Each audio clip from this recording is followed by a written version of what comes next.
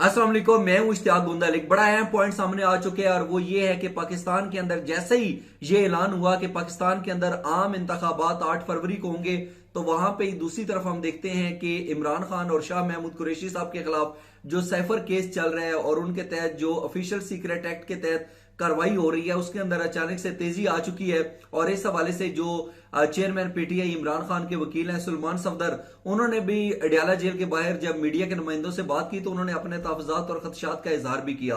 दो तीन बड़े अहम पॉइंट्स हैं जिसके ऊपर बात करनी है। यकीनी तौर के ऊपर सूरत हाल बड़ी तेजी से तब्दील हो रही है और उसमें जो सबसे पहले एक बात की जा रही है, बहुत सारे लोग ये दावा कर रहे हैं कि इमरान खान और शाह महमूद कुरैशी के खिलाफ साइफर का जो केस चल रहा है उसके अंदर तेजी आ चुकी है। अगर ये तेजी आई है तो किन वजूहात की बुनियाद पर कहा जा सकता है कि वाकई जो कुछ कहा जा रहा है वो दुरुस्त कहा जा रहा है? बुनियादी तौर पे देखा जाए तो साइफर केस के हवाले से जो ऑफिशियल सीक्रेट एक्ट के तहत कार्रवाई होनी है उसका ट्रायल शुरू हो चुका है। और सिर्फ ट्रायल शुरू नहीं हुआ बल्कि हर हफ्ते 2 समातें होंगी केस की, और हर समात के अंदर जब जब ये केस जो है वो सुना जाएगा उसके अंदर 3-3 गवाह जो है अब वो हर समात के अंदर जो है वो पेश होंगे। और साइफर के हवाले से अब तक मैं आपको बताता चलूं कि 7 समातें जो है वो मुकम्मल हो चुकी हैं। और जो साइफर का केस जो सुना जाता है वो आपको पता है कि अडयाला जेल के अंदर ही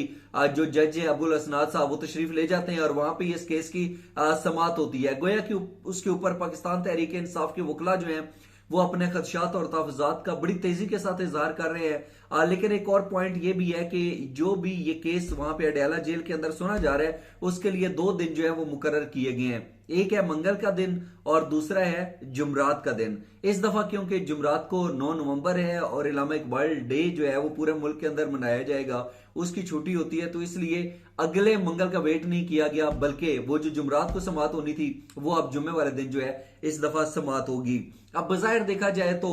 इस्तगासा के 27 गवाहान हैं जिन्होंने पेश होना है वहां पे। 27 में से 3 गवाह जो हैं वो कल वहां पे पेश हो चुके हैं, बाकी 24 गवाह रहते हैं। और वो जब हर समात के ऊपर 3 गवाह पेश होंगे तो एक हफ्ते के अंदर 6 जो गवाह हैं वो जो है अदालत के रूबरू पेश होंगे। तो इसको हम कह सकते हैं कि एक माह के अंदर 24 गवाह जो है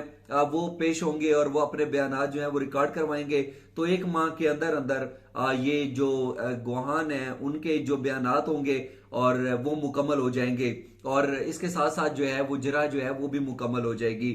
दूसरा जो सबसे बड़ा एक अहम पॉइंट है वो ये है कि जो सुलेमान सफदर साहब हैं जो इमरान खान के वकील है, उन्होंने बड़ा खुलकर कहा है। उन्होंने कहा है कि जो जिस तरीके से हर समात के ऊपर 3-3 गवाह बुलाए जा रहे हैं तो ऐसा नजर आता है कि जो साइफर का केस है ये एफआईए के ऊपर एक बहुत बड़ा बोझ है और एफआईआर जल्द अज जल्द जो है इसको अपने कंधे से उतार कर फेंकना चाहती है। और आपको मालूम है कि कल जो अडयाला जेल के अंदर समात हुई उसके अंदर भी सुलेमान सफदर साहब ने कहा कि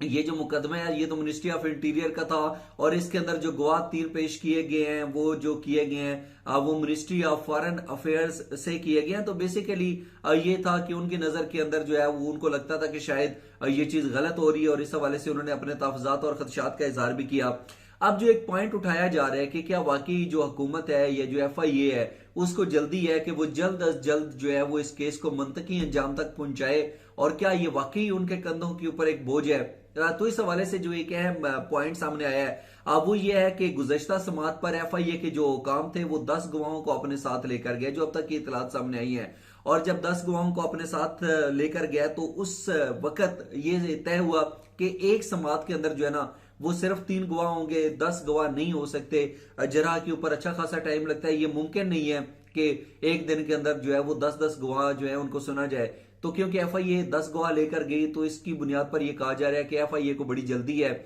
कि वो इस केस को जल्द अज जल्द जो है वो अपने कंधों से उतार कर फेंकना चाहती है। और फिर जब 3 गवाह पेश होंगे ये फिर वाज़ेह तौर के ऊपर वहां पे डिसाइड हो गया और उसके बाद हम देखते हैं कि अभी हर समात के ऊपर जो है वो 3-3 गवाह जो है हर समात के ऊपर पेश होंगे और बिलाखिर एक माह के बाद जो है वो साइफर केस के हवाले से जो जेल के अंदर समात हो रही है उसके जो गवाह हैं 27 वो मुकम्मल हो जाएंगे, उनके जो बयानात हैं वो रिकॉर्ड कर लिए जाएंगे।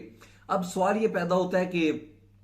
जब ये 27 गवाह जो हैं इनके जब बयान रिकॉर्ड हो जाएंगे और उसके बाद और जरा भी मुकम्मल हो जाएगी तो उसके बाद क्या होगा, ये एक बड़ा इंपॉर्टेंट पॉइंट है। और वो ये है कि इसके बाद अदालत जो है वो दफा 342 के तहत जो है एक सवालनामा देगी शाह महमूद कुरैशी साहब को भी और इमरान खान साहब को भी, और उसको जो तहरीरी जवाब है उनको वो भी देना होगा। और उसके बाद जो है हतमी दलाइल होंगे जो इस्तगासा शुरू करेगी, और उसके बाद जो है वो अदालत अपना फैसला सुना देगी।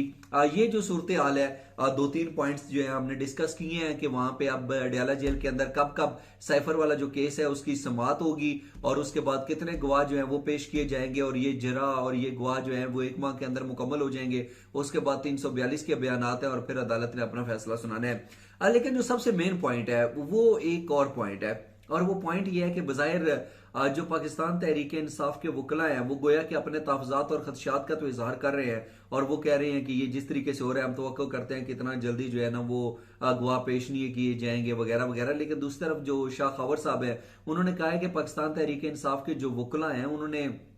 एक तहरीरी दरखास्त दी हुई है, और उसके अंदर बड़ा वाज़ेह तौर के ऊपर जो उन्होंने एक एफिडेविट दिया है, और उसके अंदर उन्होंने कहा है कि ठीक है आप 3-3 गवाह करें ताकि अदालत का जो वक्त है वो ज़ाया ना हो। लेकिन पाकिस्तान तहरीक इंसाफ के जो वकला हैं, जो ऑफ द रिकॉर्ड उनके साथ बात हुई, उनको सुप्रीम कोर्ट ऑफ पाकिस्तान से बड़ी उम्मीदें वाबस्त हैं, और वो ये समझते हैं कि उनको अगर कोई बड़ा रिलीफ मिल सकता है या कोई अचानक से रिलीफ मिल सकता है तो वो सुप्रीम कोर्ट ऑफ पाकिस्तान की तरफ से मिलेगा। गोया कि कुछ अर्सा पहले तक जो बात की जाती थी, और वो ये कहा जाता था कि जब उमर अता बंदियाल साहब जो है वो रुखसत हो जाएंगे और चीफ जस्टिस काजी फाइज ईसा जो है जब वो सुप्रीम कोर्ट के चीफ जस्टिस बनेंगे तो उसके बाद पाकिस्तान तहरीक इंसाफ की जो मुश्किलात हैं वो कम नहीं होंगी, बल्कि उनके अंदर जो है वो अचानक से तेजी के साथ इजाफा होना शुरू हो जाएगा। मैं आपको ये भी बताता चलूं कि मिलिट्री कोर्ट्स के हवाले से जो सुप्रीम कोर्ट का फैसला आया था, और उन्होंने कहा था सुप्रीम कोर्ट ने हुक्म दिया था कि सिविलियंस का ट्रायल जो है वो मिलिट्री कोर्ट्स में नहीं हो सकता। इसके ऊपर मिलिट्री एस्टेब्लिशमेंट को बड़े संगीन किस्म के तहफुजात और खदशात हैं, और उसके 2-3 जो मेन पॉइंट्स हैं वो मैं पहले भी आपको अपने विलाग्स में बता चुका हूं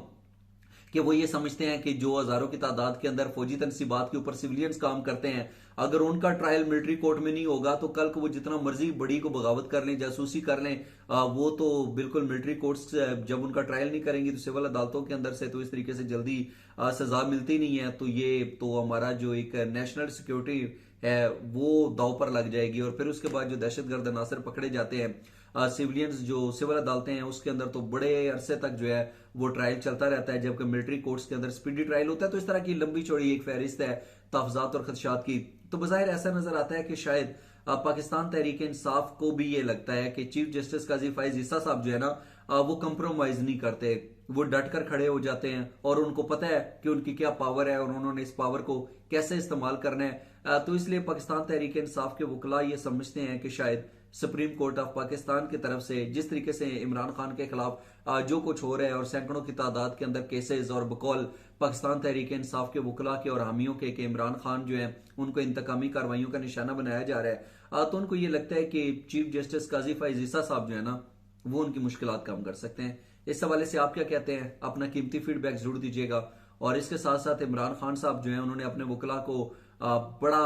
क्लियर एक मैसेज दे दिया है कि इलेक्शंस होंगे, और इलेक्शंस के अंदर पाकिस्तान तहरीक इंसाफ जो है वो भरपूर तरीके से हिस्सा लेगी। और अब तक की इतलात के मुताबिक जो इमरान खान साहब हैं वो जेल के अंदर बिल्कुल सेहतमंद हैं, तंदुरुस्त हैं। जो बंदा उनसे जाता है वो बड़ा खुशदिली के साथ उनके साथ बातचीत करते हैं, और जो वकला जिनके साथ हमारी भी बातचीत हुई, मुलाकात हुई, उन्होंने कहा कि इमरान खान